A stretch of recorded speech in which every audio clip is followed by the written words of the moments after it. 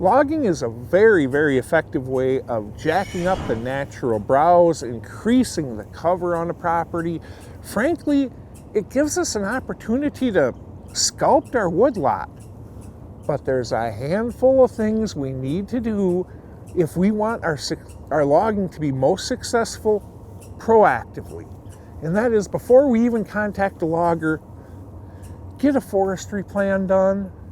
And there's all sorts of states out there, Missouri, Iowa, Wisconsin. There's a ton of states and provinces that actually will do forestry plans for you for either on a cost share basis, essentially free or very minimal amount of investment. The point is these people are the true experts when it comes to logging. I can sit here and talk all I want about what species you want to have logged that goes ahead and kicks great regen, where you want to have a really, really aggressive select cut, where you want to go in and just pluck the high timber value. Sure, I can talk that stuff all the time.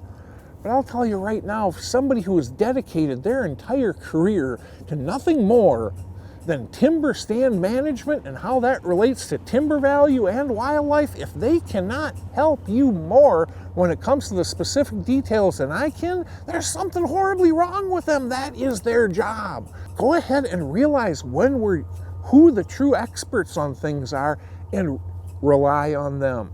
That's goal one. Find somebody like him or her. Goal two is, before you do, have a general plan in place. I don't mean what trees you want to cut no. What I mean is, what is my actual goal for this? If I can identify the goals I have for logging, the more clearly I can identify them before I talk to the forester who's going to be helping me craft this plan, the more accurately I'm going to hit my target. It just only makes sense. Okay, so get a plan in place in your own mind as far as what you want to achieve. Find yourself a good forester, get that forestry plan done, and then contact the logger. When going through that forestry plan, remember, diversity is our friend. If I own 40 acres, if I own 80 acres, heck, 120 acres, 20, it doesn't matter. I am not going to have that whole place logged at the same level. No, there's almost never a situation that I can imagine that makes a lick of sense. Instead, I want to create dead zones. What do I mean by dead zones? I mean areas that deer aren't spending much time in.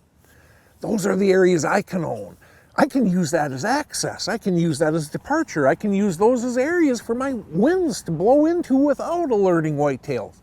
If I go ahead and have that entire 80 very aggressively, selectively logged, guess what? I've got deer browse and cover everywhere. If I've got deer browse and cover everywhere, where are the deer going to be? They're going to be every and anywhere. I need those defined areas that the deer are versus where they tend not to be.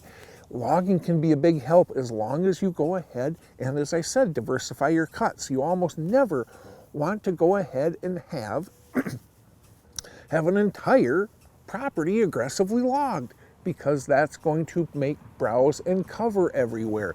As a matter of fact, the biggest thing we want to do is if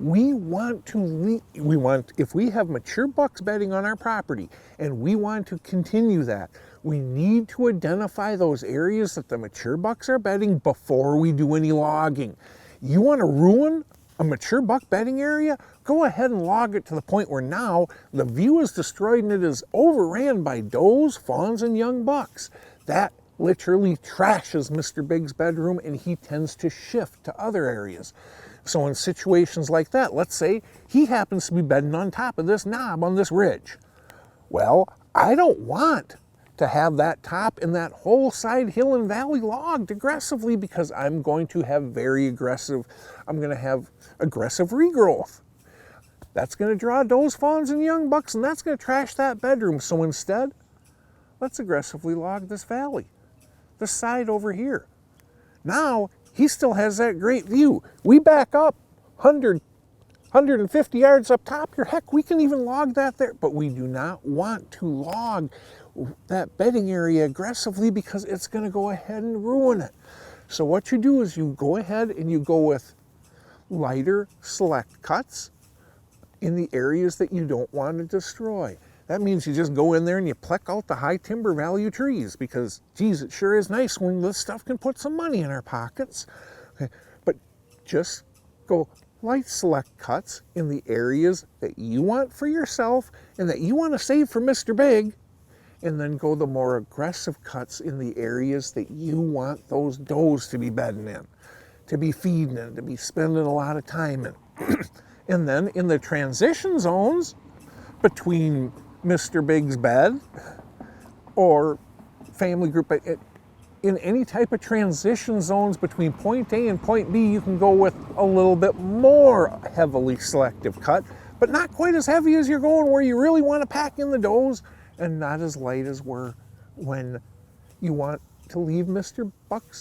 Big's bedding area alone or have a safe transition zone.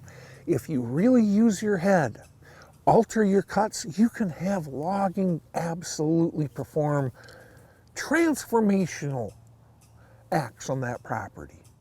Final thoughts brought to you by Huntworth. If you want a logging project to really, really sing for you, the first thing you do is you figure out what overall goals you want it to achieve. Then you find a forester with expertise in both wildlife and timber management that you can clearly articulate your goals to. Have a forestry plan done before you ever even think about contacting loggers. And the more detailed that forestry plan is, the better.